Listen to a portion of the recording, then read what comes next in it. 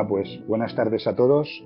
Vamos a dar comienzo a la tercera reunión de este ciclo de charlas que hemos titulado Valenciana Virtual, organizado por la sección territorial valenciana de la Academia Española de Dermatología y Venerología y patrocinado por los laboratorios UCB, a quienes queremos reiterar nuestro agradecimiento por su colaboración una vez más.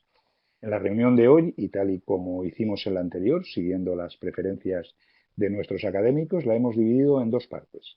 En la primera se abordará un tema estrictamente dermatológico, concretamente sobre tricología, y en la segunda se tratará de un tema médico de actualidad, concretamente sobre la prevención de la infección por COVID en el transporte público.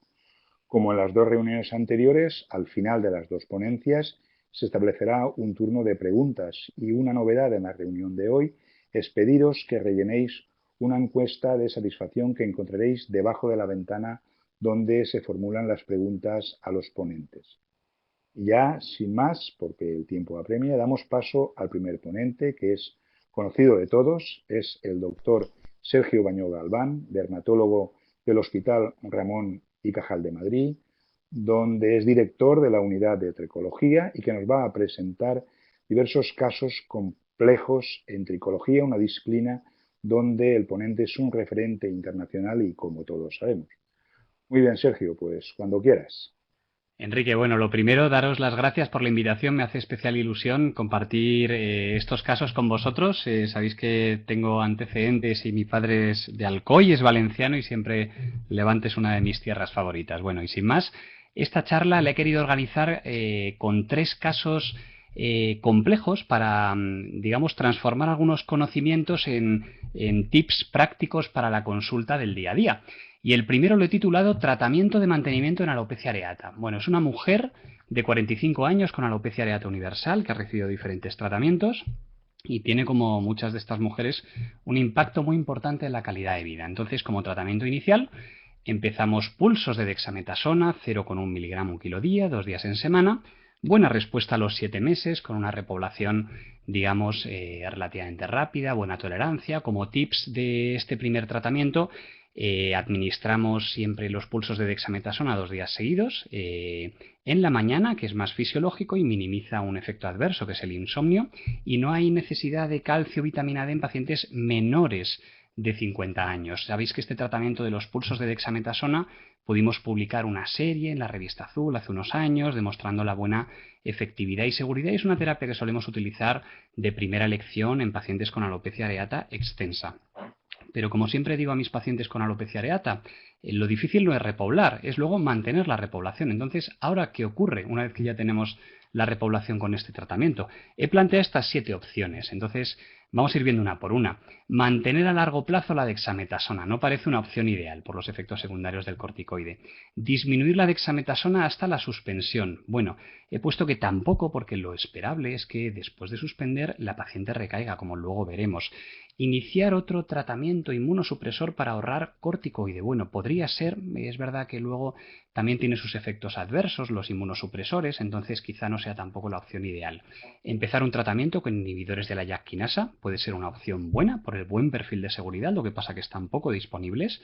Empezar tratamiento con inmunoterapia tópica, difenciprona, también puede ser una buena alternativa. Empezar tratamiento con infiltraciones intralesionales de corticoide también puede ser buena alternativa en las recaídas focales que se suelen producir, o empezar otras terapias que están descritas en alopecia areata, como la fototerapia, simvastatina ezetimibe, antihistamínicos. Bueno, no está demostrado, digamos, en grandes series su efectividad, pero podría ser una opción. Algunos artículos referente a estas afirmaciones.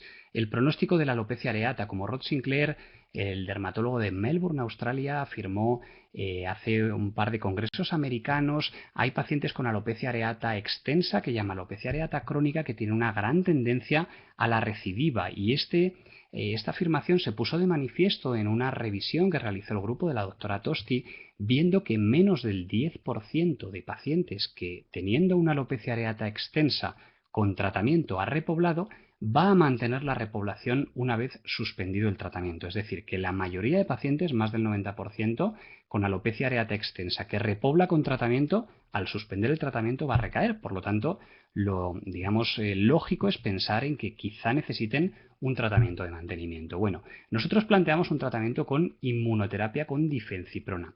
¿Cómo podemos asociar este tratamiento a los pulsos de dexametasona si a priori tienen un efecto antagónico? Pues bueno, si pensamos en la vida media y el efecto de acción de cada uno de los tratamientos, podemos combinarlos siempre que distanciemos 48 horas el efecto de la difenciprona y la dexametasona, de tal forma que podemos utilizar la dexametasona los viernes y los sábados y la difenciprona utilizarla los miércoles para que la dexametasona no haga un efecto antiinflamatorio en esa reacción proinflamatoria que buscamos de la inmunoterapia con difenciprona.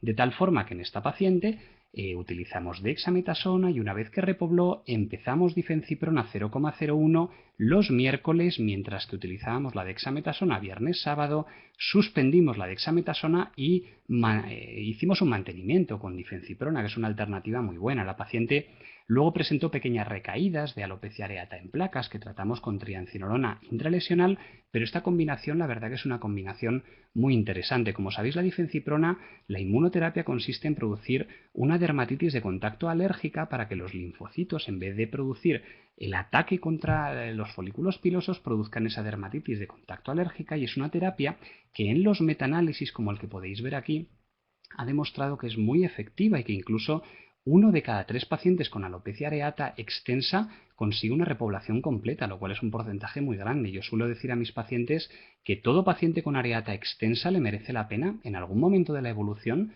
probar el tratamiento con difenciprona. Es verdad que es un poco engorroso y que tardan en mejorar unos meses, pero los pacientes que consiguen esperar unos meses, al final 1 de cada 3 repobla de forma completa y 2 de cada 3 tiene algún tipo de respuesta. Nosotros la verdad que solemos utilizar la difenciprona sin pruebas de contacto, utilizando después de la sensibilización una concentración de 0,01 y la variamos en función del grado de irritación que se produce en los pacientes. Es un tratamiento que los pacientes realizan en su casa y la verdad que nos resulta bastante cómodo, pero hay que explicar a los pacientes que pueden tener cierto grado de irritación y que empiecen el tratamiento primero en una zona aislada y si el grado de irritación es adecuado, luego ya lo apliquen en toda la zona. Es un tratamiento que tarda en hacer efecto por lo menos 3 o 4 meses, pero realmente es una opción muy interesante como terapia de mantenimiento para pacientes que ya han repoblado. Hemos tenido buena experiencia en diferentes pacientes en nuestra unidad con difenciprona, como podéis ver aquí en esta paciente o en esta otra paciente, y realmente es una terapia que creo que puede merecer la pena en la mayoría de pacientes con areata extensa como tratamiento de mantenimiento. Hay artículos, además, muy interesantes que han demostrado que la difenciprona, incluso en vez de semanal, utilizándola cada 3 semanas, también es efectiva. Por lo tanto, esos pacientes que les resulta incómodo utilizar la difenciprona una vez en semana por la irritación que les produce, si lo utilizan cada 3 semanas es igualmente efectivo, con lo cual yo creo que la inmunoterapia utilizada de forma también pulsátil cada 2 o 3 semanas es una alternativa muy interesante para nuestros pacientes con areata extensa. Como conclusiones a este caso, el pronóstico de la alopecia areata extensa suspendido el tratamiento es malo, menos del 10% va a mantener repoblación. La inmunoterapia de contacto es una terapia muy interesante como tratamiento de mantenimiento y es verdad que en el futuro seguramente utilicemos otros tratamientos como los inhibidores de la vía YAK quinasa, pero como todavía están poco disponibles y son terapias caras, debemos recurrir a tratamientos como la inmunoterapia, corticoides intralesionales, etc. Es un manejo relativamente complejo el de la areata extensa una vez que repobla el mantenimiento, pero creo que es uno de los grandes retos de la tricología. Bien, pasado este primer caso, vamos a un segundo caso que también es muy desafiante, que sería un caso de foliculitis de Calvante. Es un varón de 35 años con foliculitis de Calvante de larga evolución que ha recibido múltiples tratamientos, está muy sintomático, no ha tenido una clara mejoría, tiene en la tricoscopia esos pelos en penacho, esas pústulas, brotes relativamente frecuentes, y os cuento la evolución desde que le vimos hasta este año, de 2012 a 2020, Hemos realizado tratamiento con triancinolona intralesional a una concentración relativamente alta, 12 miligramos por mililitro, cada 3 meses junto a un antibiótico tópico y un corticoide tópico, y en los brotes hemos utilizado doxiciclina oral y la combinación de rifampicina más clindamicina. La verdad que en estos 8 años ha empeorado un poco, pero como podéis ver en las medidas es un empeoramiento relativamente asumible para el grado de foliculitis de Calvante que tenía este paciente. Como tips a este tratamiento médico, las infiltraciones de triancinolona, en mi experiencia, son muy efectivas para conseguir frenar el avance de la foliculitis de Calvante, pero a una concentración mayor que la alopecia areata o líquen planopilar, que sería 12 miligramos por mililitro. Y en brotes, digamos, es muy efectivo la combinación de rifampicina y clindamicina, y a veces lo podemos incluso combinar con pulsos de dexametasona. En los 2 estudios que desde el grupo de tricología hemos publicado con series amplias de foliculitis de Calvante, hemos podido observar precisamente que la combinación de rifampicina y clindamicina ha sido el tratamiento médico más efectivo para frenar el brote. Aquí tenéis el algoritmo terapéutico que solemos utilizar en pacientes con foliculitis de Calvante. Básicamente, utilizar un tratamiento con corticoide y antibiótico tópico junto con infiltraciones de triancinolona, y en los brotes utilizar doxiciclina o la combinación de rifampicina-clindamicina. Si hay brotes muy frecuentes, utilizamos ya otras terapias como la dapsona, terapia fotodinámica, la isotretinoína oral. A mí particularmente no he tenido muy buenos resultados, pero es un posible tratamiento. Y luego no os olvidéis del tratamiento cosmético con microfibras capilares, etc. He puesto como potencial futuro tratamiento la restauración de la microbiota normal subepidérmica, porque es una de las líneas de investigación más interesantes en foliculitis de Calvante y que parece que en el futuro tenderemos a intentar restaurar esa flora cutánea, esa microbiota que parece que está alterada en esta alopecia cicatricial neutrofílica.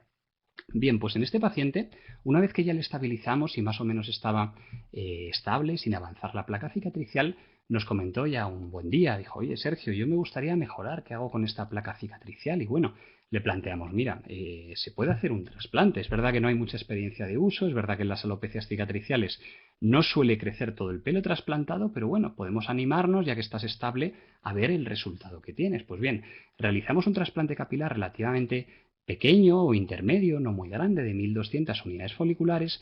Todavía no ha llegado al año, que sabéis que es el momento en el que se observa la máxima mejoría, y a los 9 meses, hace escasamente 2 semanas, el paciente me mandó esta foto con una repoblación parcial, pero el paciente estaba con un nivel de satisfacción súper elevado, porque para ser una alopecia cicatricial la verdad que había mejorado y le servía para camuflarse un poco la placa cicatricial. Como tips, yo diría que el trasplante capilar, que siempre se ha dicho que podría estar contraindicado en foliculitis de Calvante, puede ser una herramienta terapéutica interesante para al menos mejorar parcialmente la zona cicatricial. Lo único, antes de pensar en este trasplante capilar, debemos estabilizar médicamente el proceso. Sabéis que en alopecias cicatriciales el trasplante capilar no es el mejor tratamiento, porque la supervivencia de los injertos está disminuida debido al menor aporte de oxígeno, pero es verdad que en algunos pacientes puede ser una herramienta terapéutica interesante para al menos conseguir una mejoría parcial. Pero es muy importante gestionar las expectativas del paciente y que el paciente conozca que la mejoría va a ser parcial y no completa. En foliculitis de Calvante nosotros hemos operado a algunos pacientes con unos resultados bastante homogéneos, que es un resultado parcial pero con un nivel de satisfacción elevado. En este caso, por ejemplo, en una mujer con una foliculitis de Calvante liquenoide realizamos un trasplante capilar bastante pequeño, y es verdad que al año tuvo una mejoría parcial. Con el paso del tiempo ha ido perdiendo un poco la supervivencia de los injertos, pero globalmente la paciente está muy contenta porque se puede camuflar la placa cicatricial, y creo que es una herramienta que al menos debemos tener en mente para algunos pacientes con foliculitis de Calvante.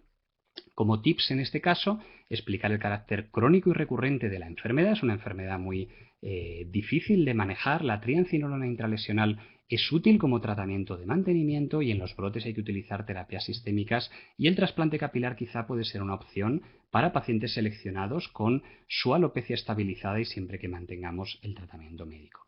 Bien, hemos visto ya un caso de alopecia areata compleja, un caso de foliculitis de Calvante, y vamos a finalizar con un caso de líquen planopilar, que es otro de los desafíos terapéuticos en tricología. Aquí vemos una mujer de 55 años con un líquen planopilar en placas, con las típicas características tricoscópicas de ausencia de aperturas foliculares, eritema, hiperkeratosis perifolicular, que había hecho múltiples tratamientos, hidroxicloroquina, corticoides, pioglitazona, doxiciclina, sin una clara mejoría, al revés, con un empeoramiento progresivo, y nos consultaba para realizar algún tratamiento más. A priori parece que no hay muchos más tratamientos, pero le planteamos terapia con dosis bajas de ciclosporina, que es una terapia que solemos utilizar en algunos pacientes con líquen planopilar, como una terapia pulsátil 200 miligramos al día, 2 días seguidos en semana, y además le combinamos minoxidil oral, que es una terapia que cada vez estamos utilizando más en alopecias cicatriciales, y a los 12 meses no solo vimos que la paciente se estabilizó, sino que incluso presentó una discreta mejoría, lo cual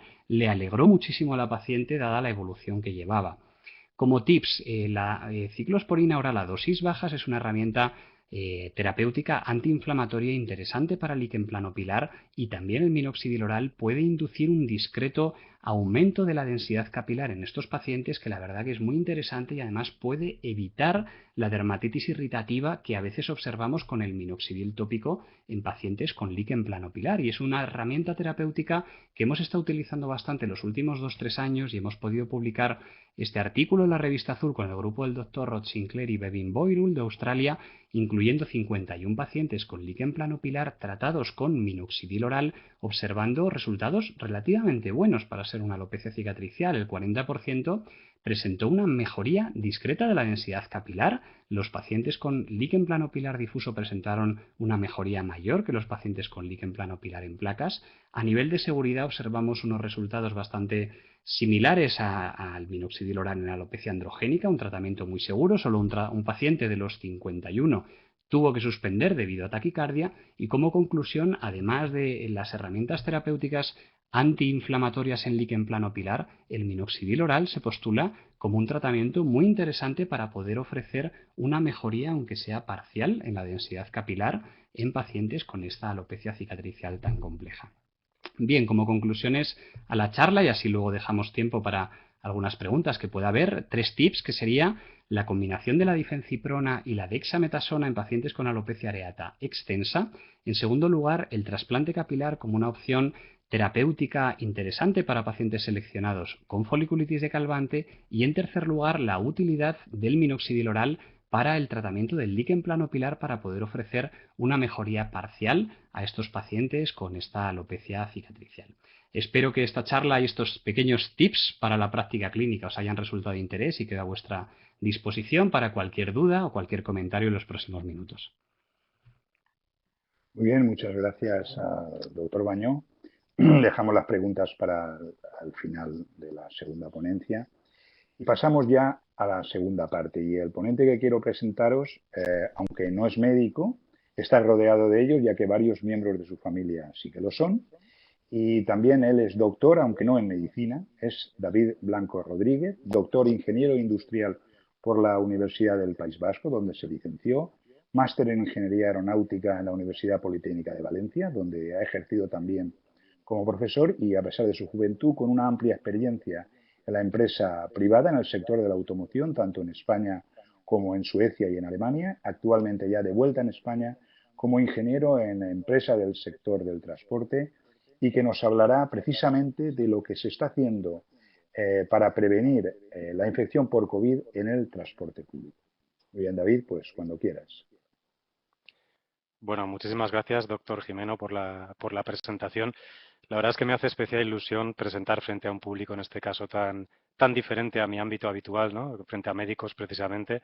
Así que, por favor, cualquier comentario o incluso recomendación que podáis darme respecto a los temas pseudomédicos que pueda yo tratar hoy, desde luego lo agradeceré. Me gustaría empezar con una introducción de quizá lo que ha sido en los últimos años el mundo y la industria del transporte, ¿no? Hemos visto cómo desde el año 2000, 2010 sobre todo, ha habido una atención mundial mayor frente a las emisiones de los transportes públicos, ¿no? Había una conciencia medioambiental que no existía antes del siglo XXI. Hemos visto cómo los periódicos han hablado siempre de emisiones de motores diésel, han hablado incluso desde el gobierno y desde muchos gobiernos de la Unión Europea se ha hablado de que el diésel, por ejemplo, tenía los días contados. Hemos visto todo tipo de noticias que han ido afectando, digamos, la industria del transporte. Digamos que ha habido un giro del mercado y digamos, el interés mundial hacia una preocupación medioambiental, no solo de emisiones de CO2, que al final tienen que ver no solo con los transportes, sino con muchas industrias, sino también para las emisiones de partículas que generan un montón de problemas respiratorios y otro tipo de circunstancias en la sociedad. Pues bien, creo que en los últimos 6 meses, probablemente a partir de marzo o incluso febrero, el giro ha sido incluso mayor y desde una preocupación medioambiental macroscópica a nivel de emisiones, de repente nos estamos encontrando con una preocupación microbiológica y estamos viendo cómo el COVID está, digamos, penetrando en todas nuestras vidas y está cambiando todas las tecnologías para siempre, probablemente, o al menos para los próximos 2 o 3 años, ¿no? Entonces, creo que es un tema al final que nos tenemos que bajar del mundo macro e ir al mundo micro. Y es aquí donde siempre me gusta a mí comparar un poco los tamaños, tratar de encontrar una referencia de lo que vamos a trabajar, ¿no? Entonces, yo diría que si Rafa Nadal es un virus, probablemente en Estalla tendría el tamaño de una partícula de polvo, ¿no? En este mundo estamos moviéndonos. Y este mundo es el mundo de las partículas pequeñas, ¿no? Partículas que tienen por debajo de 10 micras. Los virus y bacterias tienen en torno a 0,3 micras, 0,5 micras las bacterias y 0,3 los virus. Hemos escuchado hablar mucho en prensa y a través de muchos expertos, digamos, sobre las partículas de agua, lo que se llaman gotículas o droplets en inglés. Incluso, bueno, está de alguna forma, parece que demostrado, ¿no? Que los aerosoles es probablemente uno de los medios de, digamos, de transmisión del virus más importantes. Eso nos afecta a nosotros en el mundo del transporte público porque al final nos vamos a encontrar con personas dentro de un habitáculo que va a estar de alguna forma acondicionado por un aire, ¿vale? Estas partículas, como decía, pues van a estar en tamaños entre las 0 y las 10 micras. Antes de seguir avanzando y daros unas notas sobre lo que tenemos a diario en el transporte y lo que podemos encontrarnos, a mí me gusta o intento comparar con lo que tenemos con un sistema de referencia. En este caso, para mí, un sistema de referencia limpio o lo más limpio que me puedo encontrar sería un hospital. En esta imagen, lo que podéis ver aquí, a ver si se ve el cursor, vale. Lo que podéis ver aquí al final es un hospital tipo, ¿vale? Y en este caso concreto lo que tenemos es una instalación de aire acondicionado que está en la parte subterránea, ¿vale? La que tenemos por aquí. En otros hospitales, por ejemplo, algunos de la zona de España suelen estar en el tejado, estos equipos suelen estar en algunas terrazas que están en los primeros pisos de los hospitales, ¿no? Lo que nos encontramos aquí es una parte en color rojo de un aire recirculado. Este aire recirculado lo que va a hacer es, desde las diferentes salas del hospital o de la infraestructura, se va a mover, digamos, hasta unos filtros, ¿vale? Que lo que van a hacer es limpiar el aire de las partículas que tienen. Tenemos unos ventiladores, como vemos aquí, bastante grandes, con mucha potencia, que además hacen mucho ruido, por eso suelen estar aislados en salas que están, digamos, no dentro de donde tenemos los pacientes o las personas. Y este aire rojo, que viene recirculado y en principio pudiera tener cierta, digamos, partículas de los pacientes o de las personas que tengamos en la infraestructura, se va a mezclar con un aire azul, que es un aire fresco que viene de la calle. Este aire va a pasar a su vez a través de una serie de filtros y otra serie de ventiladores que lo van a mover por todos los conductos que tenemos por el hospital y se van, digamos, a inyectar dentro de cada sala. Hay dos datos que me parece importante resaltar de este tipo de instalaciones y que son, de alguna forma, el nivel de filtrado, ¿vale? Que en este caso se mide con una escala que lo marca la Sociedad Americana digamos, de diseñadores de aire acondicionado, que se llama la escala MERV, que viene a decir algo así como el nivel de eficiencia que tiene este filtro. La escala MERV, a partir de 13, es un nivel de filtración muy alto. Es capaz de alguna forma de eliminar partículas, incluso tan pequeñas como un virus, una bacteria, con cierta eficiencia. Es decir, que en los hospitales nos vamos a encontrar siempre filtros con eficiencias superiores a un valor 13, que es el nivel que da esta sociedad. Otro dato muy interesante que vamos a usar a nivel de comparación en la presentación es el número de recambios o cambios de aire que tenemos por hora. En un hospital tenemos, por supuesto, un montón de salas diferentes y van a estar sujetas a normativas diferentes, pero tenemos una media de entre 2 y 12 recambios de aire por hora. Es decir, vamos a introducir tanto aire para llenar las salas diferentes que lo van a hacer de alguna forma entre 2 y 12 veces por hora. ¿Vale? Este dato creo que es interesante e importante para el resto de la presentación. Dicho eso, vamos un poco a movernos a la primera parte de lo que os quiero presentar. Vamos a hablar sobre los sistemas de filtración o higienización que tenemos en los transportes públicos e infraestructuras. La primera tecnología que ya tenemos a día implantada en todas las infraestructuras y transportes públicos es la filtración. El aire es forzado a través de una superficie filtrante y estos filtros lo que van a hacer es atrapar partículas que tenemos suspendidas en el aire. Filtros más finos, como los que tenemos en los hospitales, aquella escala que os he comentado desde MERV de un valor 13 o superior, van a conllevar instalaciones más complejas. Es lógico que un filtro mucho más fino va a llevar ventiladores más grandes que van a distar más potencia y seguramente van a hacer mucho más ruido. Eso es importante para los transportes públicos. Y en este caso también es importante recalcar que el virus no se inactiva, es decir, el virus queda atrapado o la partícula queda atrapada y en caso de que tengamos acciones de mantenimiento, la persona que vaya a hacer este mantenimiento tiene que tener mucho cuidado porque estos filtros van a ser, digamos, pozos en los cuales se puede acumular partículas y diferentes elementos que pueden ser nocivos. Volviendo a la escala que teníamos, digamos, microscópica, vamos a ver que, digamos, la atención está centrada en las partículas de hasta 10 micras, ¿vale? A partir de 10 micras hacia la derecha son partículas que vamos a filtrar sin ningún problema prácticamente con cualquier tipo de filtro, ¿vale? Estamos hablando, por ejemplo, de un folículo piloso que tiene entre 50 y 70 micras, o vamos a hablar de un grano de arena que tiene en torno a 90 micras, ¿vale? Pero en la escala de 10 hacia abajo, que es la cual quizá tenemos más interés a día con el tema de los aerosoles, al final los aerosoles no es más que una partícula sólida o líquida, por la palabra sol, suspendida en el aire, ¿vale? Vamos a encontrarnos, por ejemplo, tres tipos de instalaciones, a modo de ejemplo. Un MERV entre 6 y 8, ya os decía que esta es la escala de filtración, es la que nos podemos encontrar a día de hoy en las diferentes infraestructuras, por ejemplo, residenciales o incluso en industrias, y en el caso del transporte público encontraremos algo entre 8 y 9, ¿vale? Dependerá de la instalación y evidentemente trenes más antiguos generalmente tendrán probablemente, o autobuses más antiguos tendrán probablemente filtros un poco peores, ¿vale? Este tipo de filtros van a tener una eficiencia muy buena a partir de 10 micras y van a bajar de 10 para abajo. Es decir, que probablemente un virus y una bacteria no van a ser capaces de filtrarlo, al menos en su totalidad. En hospitales, como os comentaba, o en salas equivalentes, nos vamos a encontrar filtros que van a estar entre 13 y 14, incluso superior, ¿vale? Y los filtros de muy alta eficiencia, que son los llamados filtros EPA, que habréis visto probablemente en prensa, que son aquellos filtros que tienen una escala de 17 o superior, hasta 20, que es el máximo número que podéis encontrar. EPA son las siglas en inglés de High Efficiency Protection Arrestant, es decir, filtros de muy alta eficiencia.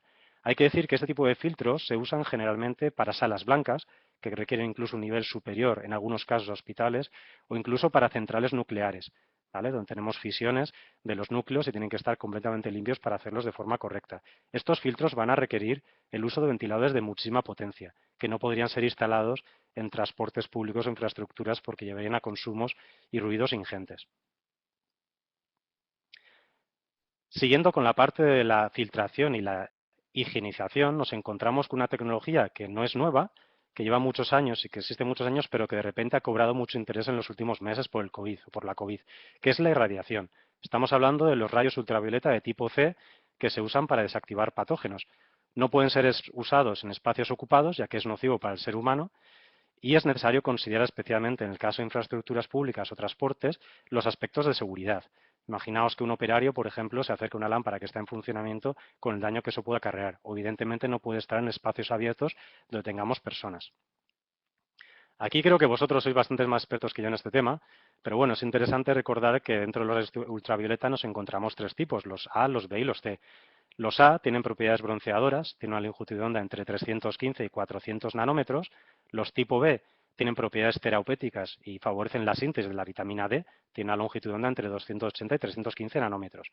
Y los rayos ultravioleta C, que en algunos casos incluso he visto que le llaman rayos lejanos, tienen una longitud de onda entre 100 y 280 nanómetros y son los que tienen en principio propiedades germicidas. Esto es importante porque incluso se ha vendido en China y en Japón, sobre todo al principio de la pandemia, muchas lámparas, incluso Xiaomi y alguna marca anunciaba que vendía lámpara ultravioleta que era capaz de eliminar el virus, pero aquellas lámparas lógicamente tienen un tipo A o un tipo B, que en principio no tienen apenas ningún tipo de propiedad germicida.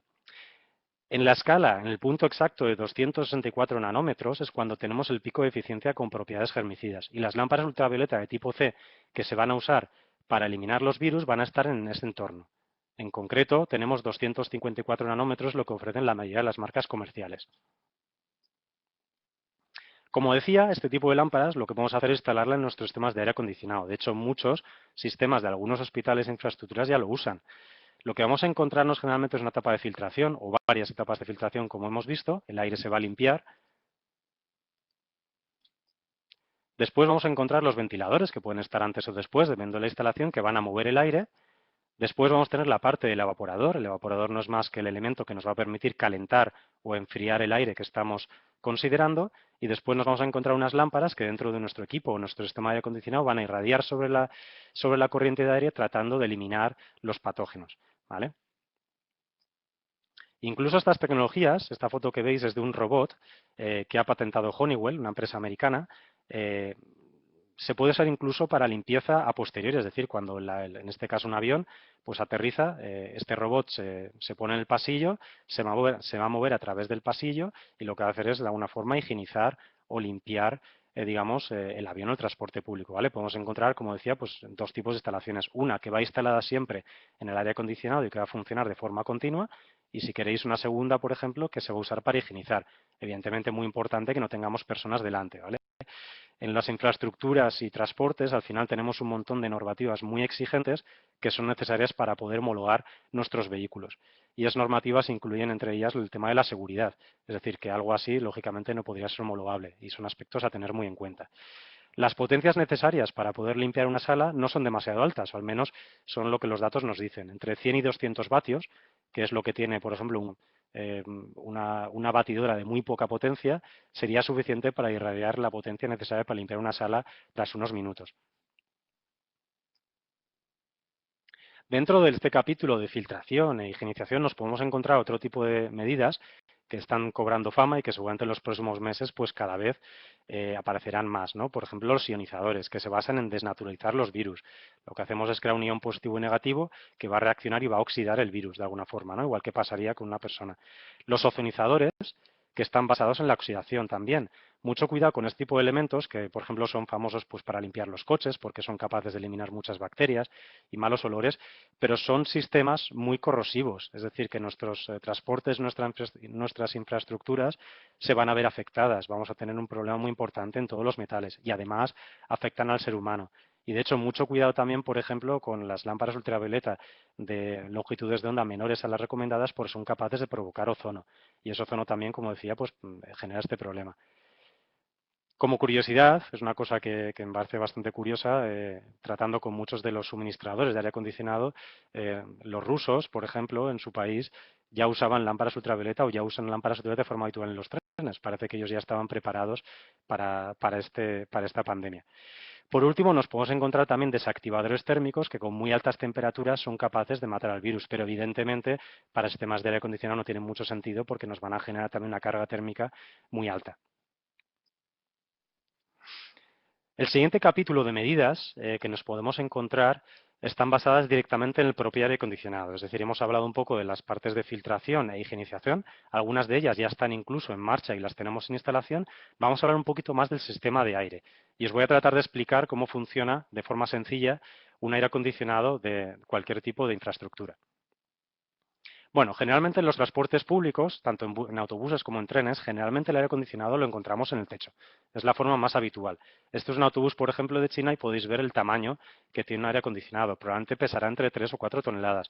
Es muy importante entender que el aire acondicionado es uno de los temas más críticos que tenemos en los transportes y es uno de los sistemas en el cual los clientes más atención ponen, porque al final es, de alguna forma, lo que el pasajero o la persona, el usuario, va a sentir. Imaginaos en Valencia estar a 40 grados sin aire acondicionado. Esto sería un esquema de un tren y lo que vamos a tener a la hora de funcionar el aire acondicionado es un aire recirculado. Este aire es el aire que tenemos dentro de la sala y este aire se va a mover a través de unos filtros, como hemos comentado antes, y en un punto se va a mezclar con el aire fresco. El aire fresco va a ser aire que vamos a coger de la calle. En general, en España o en Europa tenemos calidades de aire ambientales muy buenas, es decir, que cualquier aire fresco que entre de fuera vamos a considerar que es un aire limpio. Es probable que en otros países y en otras capitales hubiera que replantearse esta parte, pero en general en España y en Europa tenemos una calidad de aire bastante buena. Este aire que se va a mezclar con el aire recirculado va a pasar por otra serie de filtros, un ventilador lo va a mover, va a pasar por el evaporador, que os comentaba antes que es lo que va a hacer, que va a enfriar o va a calentar el aire, y se va a inyectar en la sala. Generalmente, en los trenes y autobuses, lo que vamos a tener, ya lo podéis ver por ejemplo en los metros, en los tranvías que cogéis habitualmente, el aire se va a esparcir por la sala de forma más o menos continua, de tal manera que las velocidades de inyección, que es como lo llamamos, van a ser relativamente bajas. Estamos hablando de que las normativas no nos permiten tener velocidades por encima de 0,3 metros segundo y las velocidades que se alcanzan cerca digamos, de las salidas de aire, no en la parte de los pasajeros. Es un dato bastante importante a retener. En relación a eso, estamos viendo como en la prensa, aquí pongo 3 extractos de la misma, se está hablando del tema de inyectar aire fresco. Por ejemplo, en Barcelona, como tenemos en la noticia de la izquierda, arriba a la izquierda, se está de alguna forma optimizando el aire fresco que se está metiendo en las salas o en los trenes, digamos, de Barcelona. Se está aumentando la cantidad de aire fresco. Es importante decir que a día de hoy los trenes ya tienen aire fresco. Esto no es algo nuevo. Lo que está hablando es de aumentar la tasa de aire fresco. Incluso muchas compañías de McKinsey, por ejemplo, han hecho varios estudios en el cual nos muestran cómo el aire acondicionado, ¿vale? HVAC son las siglas en inglés de aire acondicionado, nos van a permitir incluso ayudar a prevenir la transmisión del virus. Y en algunos casos incluso hablan de It's time to vent, ¿no? Vent o ventilation es lo que de alguna forma conocemos o entendemos dentro del mundo de la ingeniería como meter aire fresco directamente, ¿vale? Es decir, que aire fresco ya tenemos dentro de las salas y las infraestructuras, no es algo nuevo. La pregunta surge en qué tipo de renovaciones tenemos. ¿Acordáis al principio de la presentación? Os decía que en un hospital vamos a tener entre 2 y 12 renovaciones por hora. ¿Vale? Eso quiere decir que en el peor caso vamos a tener una renovación cada 30 minutos y en el mejor de los casos cada 5 minutos. En los trenes actuales, lógicamente, dependerá de la instalación, pero un dato de entre torno a 5, 6, 7 minutos es habitual encontrarlo. Es decir, que cada 6 minutos vamos a meter un aire fresco equivalente al que tenemos en la sala. Eso quiere decir que no estamos tan lejos respecto a un hospital, al menos en este caso. De hecho, tenemos valores similares, incluso en algunos casos mejores. E incluso este dato es sin contar el aire que entra y que se renueva cuando abrimos las puertas, considerando, por supuesto, y entendiendo que una estación de tren, si está cerrada, tiene una calidad de aire razonablemente buena y evidentemente si está al aire libre, la calidad será mejor, con lo cual, a efectos prácticos, esta renovación se producirá cada menos tiempo. Como decía antes, la prensa está hablando de meter solo aire fresco dentro de un tren. Es una de las preguntas que se está haciendo. Pues si el COVID de alguna forma se puede transmitir, o los virus, o cualquier virus se puede transmitir dentro de una infraestructura, un transporte público, ¿por qué no introducir solo aire fresco y ningún tipo de recirculación? Esto tendría unas consecuencias bastante críticas en los sistemas. ¿Vale? Y por otro lado, no nos permitiría acondicionarlo. Es decir, no podemos meter todo aire fresco porque costaría muchísima energía y muchísimo esfuerzo poder acondicionarlo. Porque al final, imaginaos a 40 grados en Valencia, si metiéramos 40, digamos, aire global a 40 grados, sería muy complicado. Y por otro lado, desde luego no está recomendado tener una ventilación sin acondicionamiento, es decir, un aire que solo sea ventilado, porque eso de una forma podría provocar estrés térmico. Imaginaos, como decía en Valencia, un tren completamente lleno, a 40 grados exterior, probablemente en el interior tendría incluso una temperatura mayor a la que tenemos fuera. Entonces hay que tener mucho cuidado con eso. Como decía, por tratar de resumirlo, ¿qué es lo que supondría condicionar un tren, digamos, o un autobús, una infraestructura con un 100% de aire fresco? En días calurosos y transportes llenos, pensad que las personas emitimos potencia, emitimos temperatura, ¿no? Emitimos calor, mejor dicho. Cada persona de media emite entre 100 y 150 vatios. Imaginaos un tren con 160 o incluso 900 pasajeros como nos podemos encontrar en ciudades grandes como Madrid. Pues en días calurosos y transportes llenos, las temperaturas interiores podrían ser incluso superiores a las exteriores. Y en días fríos, en el caso contrario, las temperaturas interiores serían muy bajas fuera de las horas punta. Es decir, cuando tengamos pocas personas dentro del tren, probablemente nos costaría mucho calentar el tren. Además, si quisiéramos meter un 100% de aire fresco y acondicionarlo, no sería viable, ya que implicaría sistemas mucho más pesados. Comentaba antes que el aire acondicionado en autobús puede pesar incluso por encima de 1 tonelada. Si vamos a tener que meter todo aire fresco, tendríamos sistemas que pesarían 2 o 3 veces más. Imaginaos lo que eso supondría en la instalación. Los ventiladores harían mucho más ruido. El ruido es uno de los puntos muy críticos y más críticos a día de hoy que los clientes tienen. Están todos muy preocupados por el ruido porque eso puede hacer, digamos, que el pasajero no quiera entrar. Y además aparecerían dificultades a la hora de abrir y cerrar puertas. Es decir, meter aire fresco dentro significa subir la presión de sala. Eso haría que las puertas no sería posible muchas veces abrirlas o cerrarlas.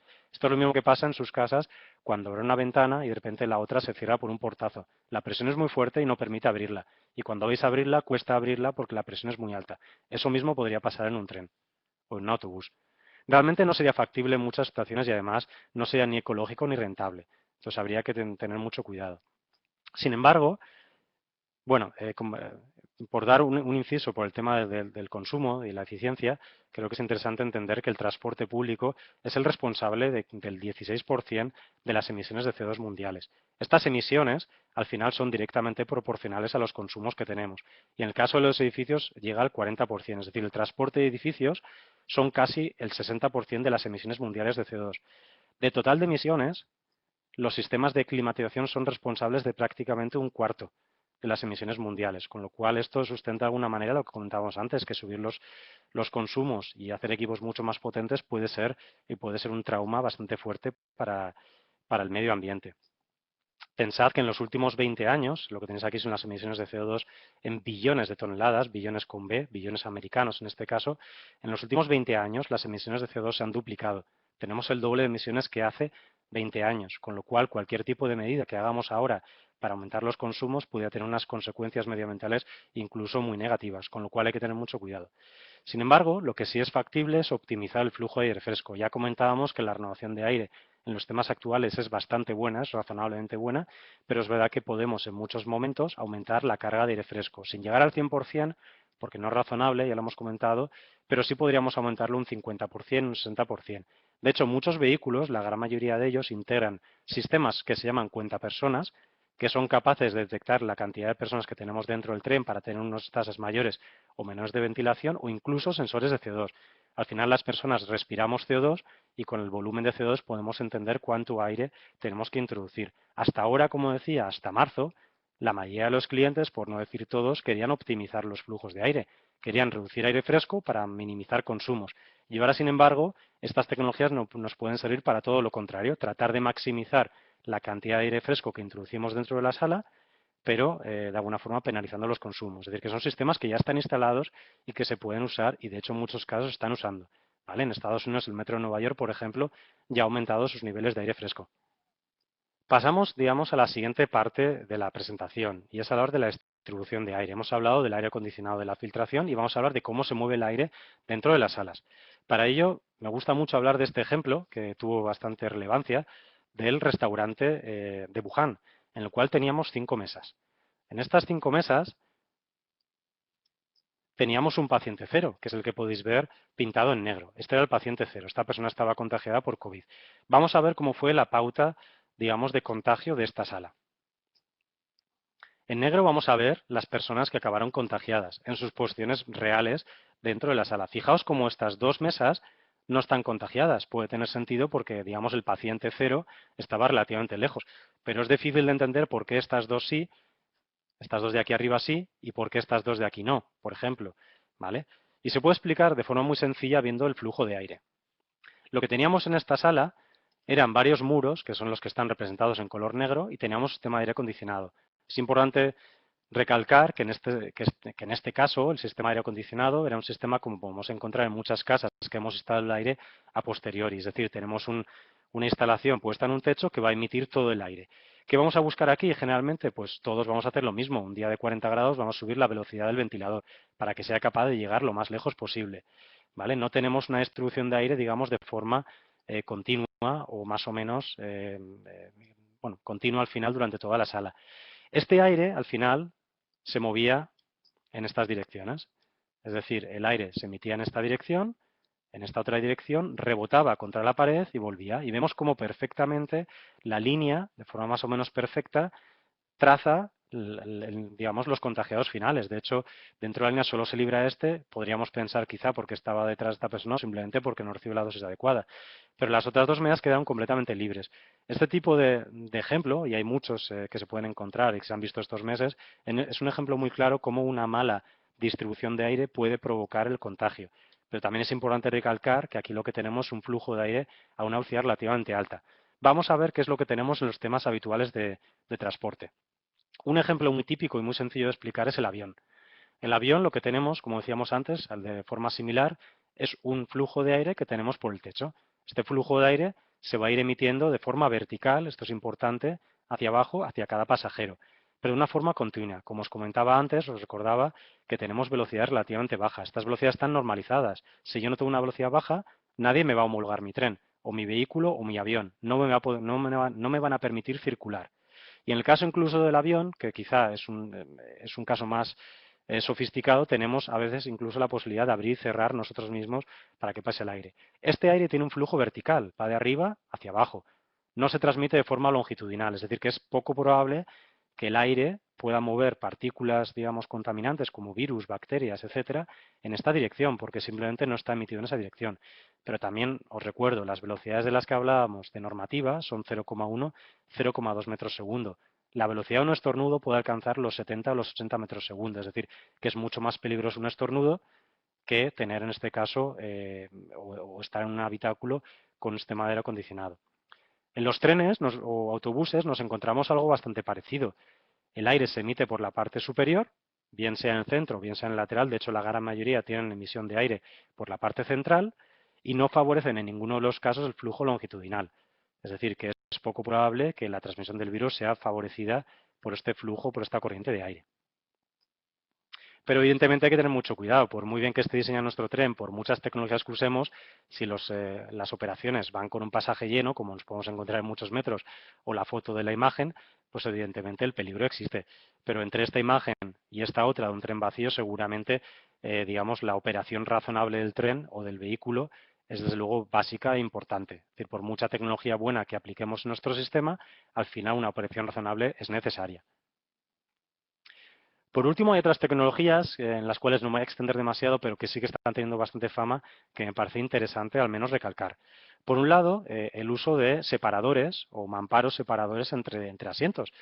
Esto al final es una tecnología muy sencilla y que, por ejemplo, en mis oficinas donde yo trabajo ya la usamos y a día de hoy está funcionando bastante bien. Al final lo que hacemos es separarnos del entorno y nos sentimos más seguros. Tiene una doble función. Por un lado nos separa físicamente y por otro lado nos da una sensación de seguridad que nos hace de alguna forma viajar más tranquilos. Por supuesto sin quitarnos la máscara. Hay un montón de soluciones que podemos encontrar en diferentes diseños, incluso podemos hacerlo incluso atractivos, pero que vamos ya a encontrar poco a poco en los trenes o incluso autobuses. Otra muy interesante es el uso, por ejemplo, de botones sin contacto. Cada vez encontramos más el sistema o sistemas inteligentes, son muy habituales en Asia, que nos permiten abrir y cerrar puertas, por ejemplo, sin contacto. O el uso de luces. Las luces están demostradas de ser un elemento disuasorio muy interesante. Incluso un cliente nos comentaba que una luz azul se usa para simular y hacer que la gente piense que el aire está más frío en días de mucho calor y un aire caliente, un aire rojo, da la sensación de estar más caliente. Es una tecnología que se usa y que tiene un efecto placebo, pero en este caso lo que podríamos hacer es iluminar ciertas zonas en las cuales no queremos que haya pasajeros. Por ejemplo, en zonas de salida. Podríamos habilitar zonas de salida y no zonas de entrada con una luz roja. Cualquier persona que se ponga en la zona prohibida será señalado o incluso un pitido de forma molesta podría sonar. Eso crea un efecto disuasorio que nos podría ayudar. Eso ya está estudiando y se está implementando en algunos trenes. El uso de pantallas en las cuales nos pueden enseñar información del pasaje o incluso la calidad del aire, que nos pueden ayudar. No tiene un efecto directo sobre la prevención, pero sí que nos da un efecto de tranquilidad. Y alguno que está teniendo mucha relevancia en los últimos tiempos, que ya estoy viendo en la prensa y que tampoco es nuevo, es el uso de NPs. Los NPs en inglés significan los nanopowders. Son, digamos, nanomateriales pulverizados, es decir, nanopartículas que se pueden inyectar en barnices y que tienen un efecto catalítico, fotocatalítico. Lo que van a hacer es en la superficie, van a reaccionar con el aire, van a oxidarlo, van a crear iones positivos y iones negativos y van a provocar un efecto de desnaturalización del virus o bacteria. ¿Vale? Encontramos, por ejemplo, dióxidos de titanio, de cobre o de plata, o incluso algún polímero. Esto tiene cierta fama y ya se usa en algunos tejidos incluso para curar a personas. Bueno, como conclusiones, al final os he contado una serie de tecnologías que ya están algunas en uso y algunas se van a empezar a implementar. Es importante recalcar que los espacios no acondicionados pueden provocar un estrés térmico en las personas, con una amenaza directa de su vida y una reducción de su resistencia a la infección. Es lógico pensar que los temas de aire acondicionado o de climatización pueden ser más parte, en este caso, de la solución que del problema. Y desde luego no es recomendado parar un sistema de aire en ninguna infraestructura pública. Es posible, y de hecho ya existe a día de hoy, que cuando tenemos temperaturas adecuadas, pongamos en la calle 18 o 19 grados, no sea necesario acondicionar el aire, porque el aire puede entrar desde la calle, se va a calentar un poquito si tenemos personas dentro y va a dar una imagen, digamos, o va a dar un acondicionamiento adecuado. Pero en días calurosos o fríos, desde luego no es una medida recomendable. Por otro lado, es importante recalcar que las infraestructuras actuales y en especial los transportes están diseñadas frente a normativas que aseguran un confort térmico adecuado, con flujos de aire muy controlados. Es decir, las salas de transporte o los transportes no son salas médicas, no vamos a conseguir el mismo nivel de filtrado porque, por otro lado, tampoco tiene sentido. pero hay que recalcar que de alguna forma los flujos de aire son controlados. Es poco probable que nos vayamos a contagiar más por estar, por ejemplo, en un avión, en un tren, en un autobús, que en un restaurante sin una mascarilla. Y como decía, el riesgo del transporte público no creo que sea mayor que el que puedas tener en otras infraestructuras. Y por otro lado, al final, sobre todo en metros tranvías, los tiempos medios de residencia son relativamente cortos, ¿vale? Y en el caso de viajes largos como aviones o incluso trenes de larga distancia, tenemos incluso tecnologías un poquito más refinadas, ¿vale? Al final, lo que es importante es entender que esto está en nosotros y la responsabilidad es lo más importante. Mantengamos las distancias, usemos la mascarilla y aunque usemos tecnologías y que cada día van a hacer mejor, digamos, la calidad de nuestro aire, tengamos en cuenta que debemos comportarnos, ser responsables. Bueno, muchísimas gracias por escucharme y espero que la charla haya sido amena. Muy bien, muchas gracias David y enhorabuena por tu excelente presentación. Si os parece, vamos a dar paso ya al turno de preguntas. A ver si se anima la audiencia, si hay alguna pregunta para alguno de los ponentes. Si no, pues abro yo el fuego y le hago una pregunta para el doctor Bañó. Al hablar de la foliculitis de Calvante has nombrado de pasada la terapia fotodinámica.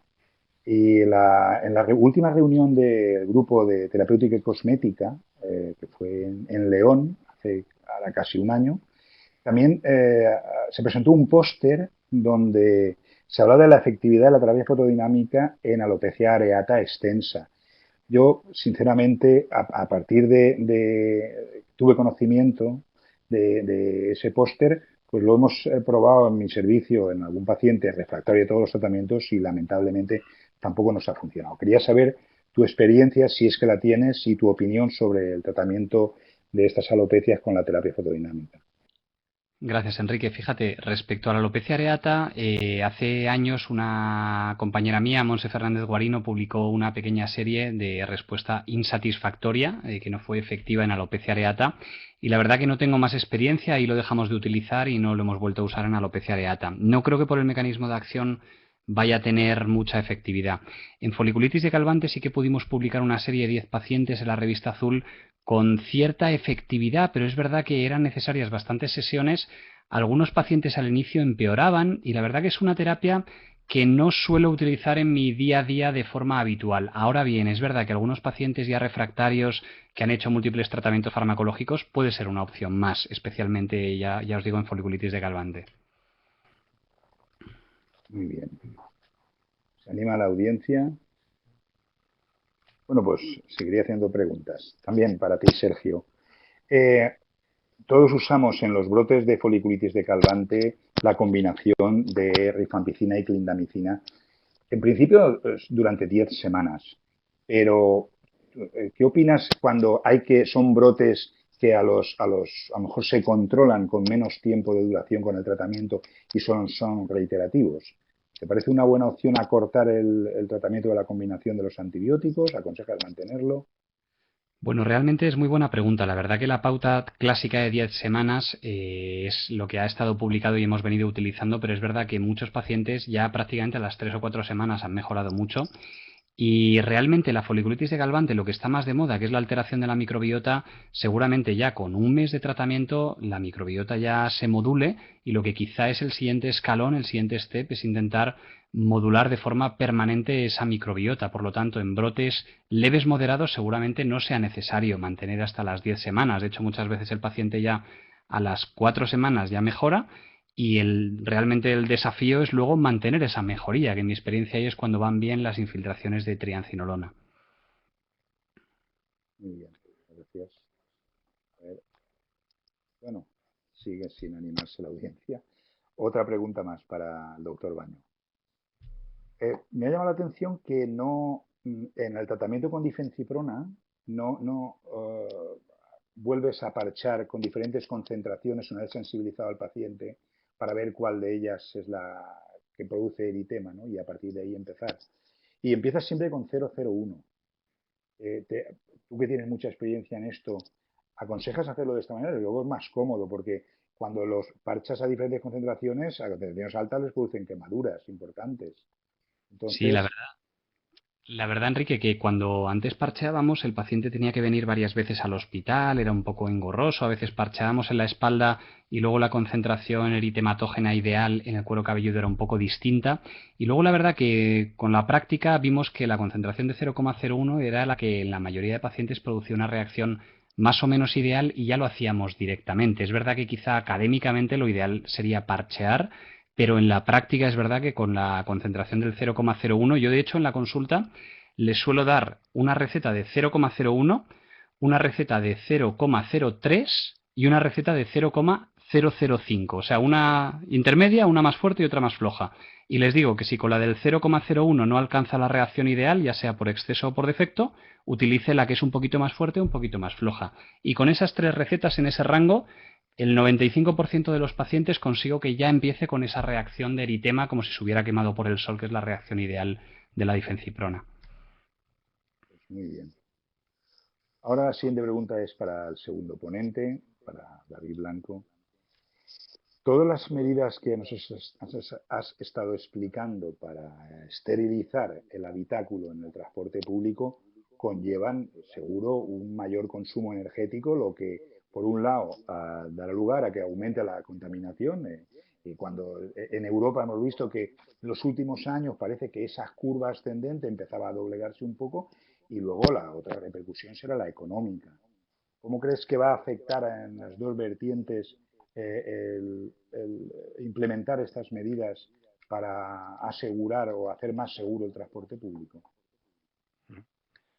Bueno, Enrique, muchas gracias por la pregunta. Al final, es cierto que trabajamos en la industria, es decir, que la parte económica y de alguna forma el rendimiento de nuestros clientes es importante, pero estamos hablando de una pandemia, ¿no? Entonces, muchas de las tecnologías que hemos hablado hoy no conllevan gastos o costes demasiado altos. Por ejemplo, los niveles de filtración seguramente vamos a encontrar como cada vez tendremos filtros más eficientes. Eso lo que va a conllevar no es precisamente una inversión mayor, lo que va a conllevar es que los tiempos de mantenimiento sean menores. Por ejemplo, a día de hoy los filtros se cambian cada 3 meses habitualmente en un tren o en un autobús. Probablemente el usar filtros más finos nos va a obligar a cambiarlos cada semana, incluso. Pero sería factible. Eso se está haciendo y en algunos casos, pues el cliente tiene que, o el operador en este caso, tendrá que tener un mantenimiento más habitual. Eso tendrá un coste que tendrá un cierto coste en operadores con flotas muy grandes, pero que debería ser asumible. No, en este caso no vamos a tener, digamos, consumos tampoco tanto mayores. En el caso del tema de la radiación ultravioleta, por ejemplo, es un sistema que a día de hoy es relativamente barato. Relativamente quiero decir lo que es la instalación del mismo. Lo que no es tan barato, y esto pasa quizá como con las vacunas que tienen varias fases, pues es el tema de la certificación y normalización. Dentro de una infraestructura tenemos que instalar sistemas que sean seguros, es decir, que no puedan fallar de ninguna manera. Eso lleva una serie de ensayos, igual que una vacuna, exactamente igual. Tenemos que certificar, por otro lado, que no sean inflamables, por ejemplo, que no puedan de alguna forma romperse y arder. Es un punto importante. Y en el caso concreto de, por ejemplo, los ferrocarriles, los autobuses tienen que soportar vibraciones, es decir, que por el propio traqueteo y movimiento no se puedan soltar. Parece fácil decirlo, pero no es tan sencillo. Hay que llevarlo a las instalaciones, digamos, de ensayos, pero se pueden instalar. No son demasiado caros y cuando tenemos flotas grandes, una inversión como esta se justifica cuando se va a instalar en muchos sitios, por así decirlo. El tema del aire, de subir la cantidad de aire fresco es relativamente sencillo, porque los equipos están preparados para ello. Lo que no es tan sencillo es hacer que todo sea aire fresco. Es decir, que al final vamos a encontrar una optimización, trataremos de subir, pero sin aumentar demasiado los costes. Ahora bien, todos ellos van a llevar, evidentemente, algo más de emisiones, pero no tratar de doblarlas o triplicarlas como ha ocurrido en otros casos. Bueno, aún tranquiliza un poco tu respuesta. Ahora ya tenemos una pregunta de la audiencia para el doctor Bañó, de la fórmula el doctor Javier Miquel. Dice que él también utiliza la inmunoterapia con difenciprona en el tratamiento de la alopecia areata y que efectivamente su percepción es que un tercio de pacientes acaban respondiendo bien y mantienen la respuesta, aunque es lenta y hay que esperar varios meses. Pero que últimamente, y es así, en algunas farmacias se resisten a formular la difenciprona y no sabe muy bien si es por alguna restricción legal o no, o si porque hay algún riesgo en un futuro próximo y no podamos prescribir el tratamiento. Si tenías alguna información al respecto, Sergio. Sí, la verdad que esta situación en tricología y en otras parcelas de la dermatología es muy habitual. Los usos fuera de indicación a nivel de formulación, en general, si las farmacias no tienen experiencia y consultan con el colegio de farmacéuticos, les dan un mensaje de que no deben hacerlo, al contrario de lo que recomendamos a nivel médico basado en la evidencia científica, y es un problema muy habitual, por ejemplo, con el minoxidil oral, con la difenciprona o con diferentes fórmulas magistrales. Entonces, yo mi consejo es que cuando eso os ocurra, hagáis un pequeño informe avalando con la literatura que soporta esa evidencia científica de esa, digamos, uso fuera de indicación, y que si hay algún problema realmente en una farmacia, el paciente directamente cambie de farmacia. Eso en Madrid es muy habitual, y es verdad que las farmacias, si consultan al colegio de farmacéuticos, les dan una idea como si estuviera prohibido, lo cual es totalmente falso. Gracias por tu contestación. Tenemos otra pregunta. Esta es de la doctora Paula Molés, que aparte de agradecer a los dos ponentes, quiere preguntarte, Sergio, ¿cuánto tiempo se mantiene la dexametasona antes de empezar la disminución de dosis y cómo haces la pauta de descenso? Y por otro lado, ¿a qué pacientes se debe suplementar con calcio y vitamina D y si se pauta de forma diaria o semanal? Bueno, muy interesante. Siempre esperamos 3, 4 meses para ver al paciente la primera revisión con pauta de pulsos de DEXA. Si responde, esperamos hasta los 6, 7 meses para empezar a bajar dosis. Si no responde a los 3, 4 meses, ya seguramente no responda y ya vamos haciendo una pauta descendente para cambiar de tratamiento. Una vez que ya llegamos a los 6, 7 meses, si ha respondido, vamos haciendo una pauta descendente, y ahí es cuando intentamos introducir algún tratamiento de mantenimiento como la difenciprona, como comentábamos antes. Respecto al tema de la prevención de osteopenia. Antiguamente nosotros tratábamos siempre con calcio y vitamina D a todos los pacientes, pauta diaria, pero la reumatóloga, la jefa de servicio de reumatología de nuestro hospital, nos dio una charla y nos comentó que pacientes menores de 50 años sin antecedente de fractura no estaba indicado dar prevención de osteopenia, y en pacientes o mayores de 50 años o con antecedente de fractura estaba indicado no solo dar calcio y vitamina D, sino también dar bifosfonato. Entonces la idea que me quedé es pacientes jóvenes sin antecedente de fractura, no hace falta dar tratamiento con calcio, vitamina D, y pacientes mayores de 50, 60 años o con antecedente de fractura, derivar a reumatología en paralelo para valorar esta prevención de osteopenia o valorar otro tratamiento diferente a los pulsos de DEXA. Muy bien, muchas gracias. Bueno, pues llevamos ya una hora de reunión y muchas gracias a los ponentes, a los participantes por hacer que estas reuniones pues tengan utilidad. Y nada, esperar a ver cuándo convocamos la siguiente. Gracias y hasta la próxima. Muchas gracias, un placer, Enrique. Muchas gracias, un placer, Enrique, Sergio.